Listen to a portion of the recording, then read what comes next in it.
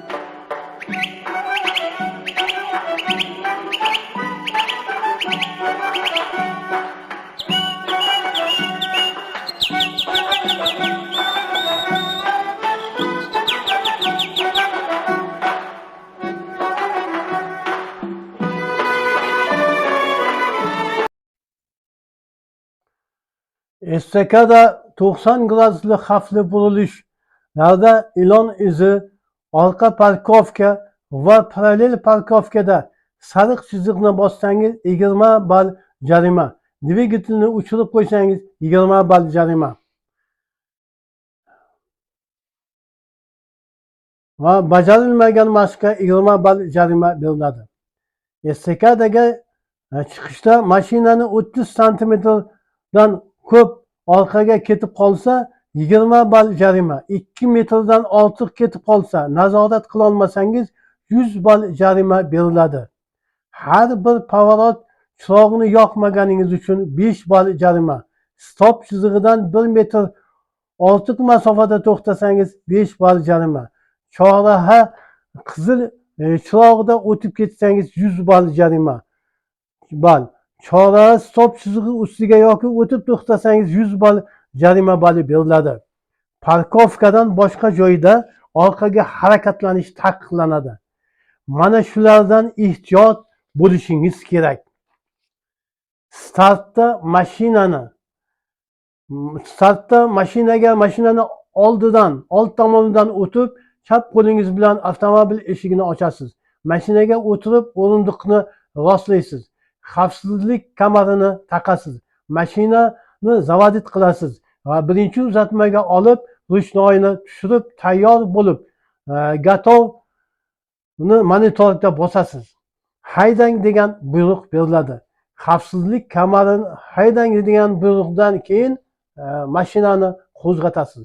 Xavfsizlik kamarini taqishni unutsangiz 10 jarima ball. Chap pavorotni yoqmasangiz 5 jarima ball beriladi. Ilon izida mashinani to'xtatib, qaytadan harakat boshlasangiz 20 jarima balli beriladi. Belgilarga amal qilib, yo'l bering degan joyda yo'l berish kerak.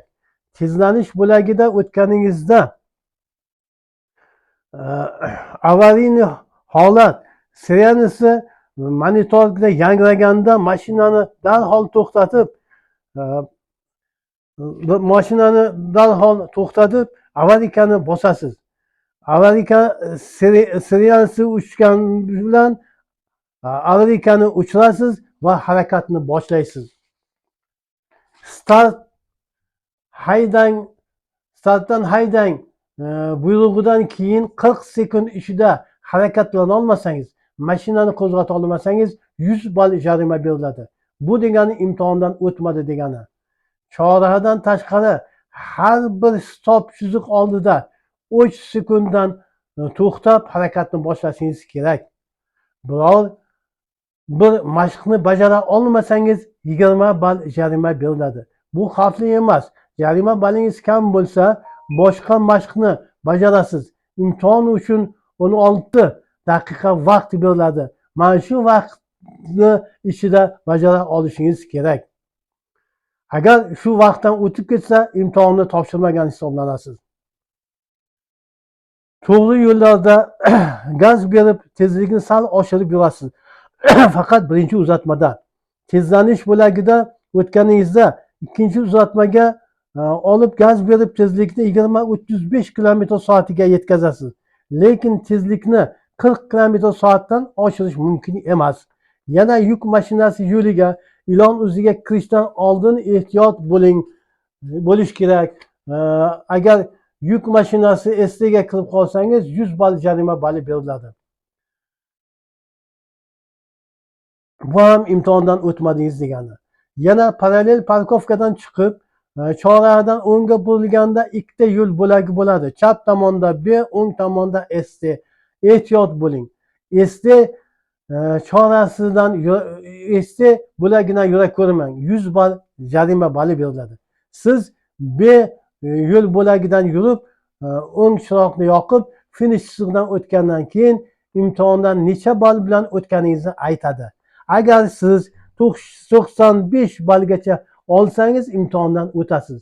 100 ball bo'lsa imtihondan o'tmaysiz. Men bularni aytganimiz sababli sizni qo'rqitish emas, siz bularni bilsangiz xato qilmaysiz degan niyatda aytyapman. Olg'a amaliy imtihonni muvaffaqiyatli topshirib o'tishingizga Alloh madadkor bo'lsin. Amaliy imtihonni muvaffaqiyatli topshirgandan so'ng sizga imtihon markazi tomonidan e, imtihonlarni topshirganingiz haqida sertifikat beriladi.